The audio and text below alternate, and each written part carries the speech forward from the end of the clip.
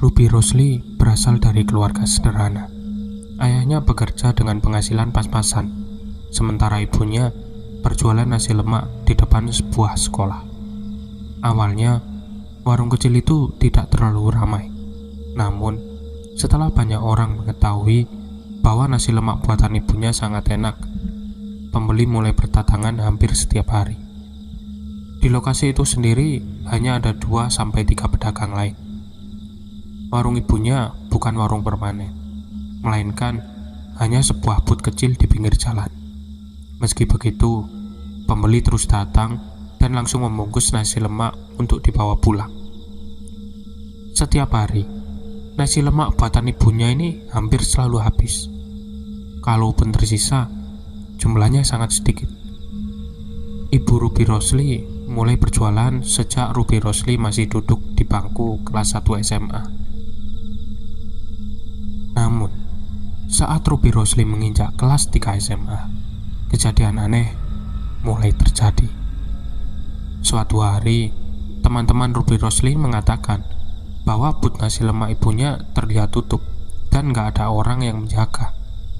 Padahal pagi harinya, Ruby Rosli masih sempat mampir dan melihat ibunya ini berjualan seperti biasa. Sejak saat itu, warung yang sebelumnya ramai perlahan mulai sepi. Gak ada lagi pembeli yang datang. Beberapa pelanggan bahkan mengaku melihat seekor harimau besar berada di belakang booth nasi lemak ibunya. Puncaknya, sehari sebelum berjualan, Ibu Ruby Rosli menemukan kantong plastik berisi mangga busuk di dalam booth. Saat itulah mulai curiga. Ada orang yang dengki dengan usaha nasi lemak tersebut. Diduga itulah sebabnya banyak orang yang seolah tidak bisa melihat keberadaan warung nasi lemak ibunya. Ibu Ruby Rosli akhirnya meminta bantuan orang pintar dan memanggil seorang ustadz untuk membersihkan booth tersebut. Setelah itu, jualan kembali berjalan normal. Namun ujian keluarga Ruby Rosli belum berakhir.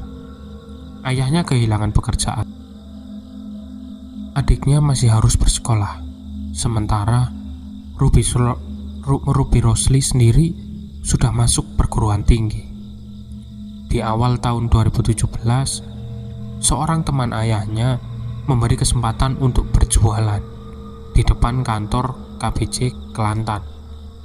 Ibu Ruby Rosli menjadi pedagang pertama di kawasan itu. Saat pertama kali berjualan, nasi lemak ibunya kembali laris manis. Bahkan seringkali habis dalam waktu kurang dari 2 jam. Namun memasuki awal tahun 2018, banyak pedagang lain mulai berdatangan. Dan sejak itulah, gangguan gaib kembali muncul, bahkan jauh lebih parah dari sebelumnya. Pelanggan mulai berkurang. Kalaupun ada yang datang, mereka terlihat senang di awal, namun tiba-tiba berubah pikiran dan langsung pergi tanpa membeli apapun. Ayah Ruby Rosli merasa ada yang gak beres. Dia pun bercerita kepada temannya yang memiliki kemampuan melihat hal-hal gaib. Mereka kemudian mendatangi warung nasi lemak itu. Setelah membaca sesuatu, temannya melihat sosok mayat perempuan terbaring di atas meja warung. Ternyata ada orang yang iri dan menyiram warung nasi lemak tersebut dengan air bekas memandikan jenazah. Tak heran, setiap kali hendak membuka warung, Ibu Ruby Rosli selalu melihat meja makan dalam keadaan basah, padahal tidak pernah disiram air. Gangguan itu nggak berhenti di warung saja.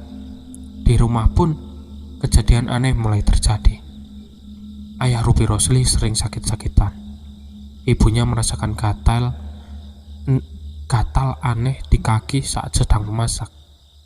Ketika digaruk dengan keras, nggak ada bekas apapun yang tertinggal. Adiknya mengalami kejadian yang lebih menyeramkan. Dia melihat sosok perempuan berbaju putih berlumuran lumpur berdiri di dekat pintu dapur. Sosok itu diduga sama dengan makhluk yang pernah terdengar tertawa menyeramkan saat ibu dan adiknya memasak sekitar pukul 4 pagi. Merasa sudah terlalu lelah secara fisik dan mental, ayah dan ibu Ruby Rosli akhirnya memutuskan berhenti berjualan. Mereka menyerah bukan karena kalah usaha, tetapi karena nggak sanggup lagi menghadapi gangguan makhluk halus akibat iri dan dengki dari manusia. Pesan moral yang didapat dari cerita ini, jangan pernah iri dengki terhadap rezeki orang lain.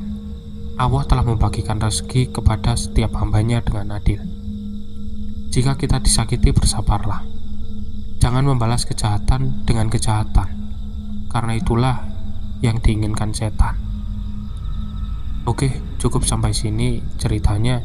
Jika kalian suka dengan cerita ini, jangan lupa like dan subscribe-nya. Sampai jumpa di episode berikutnya.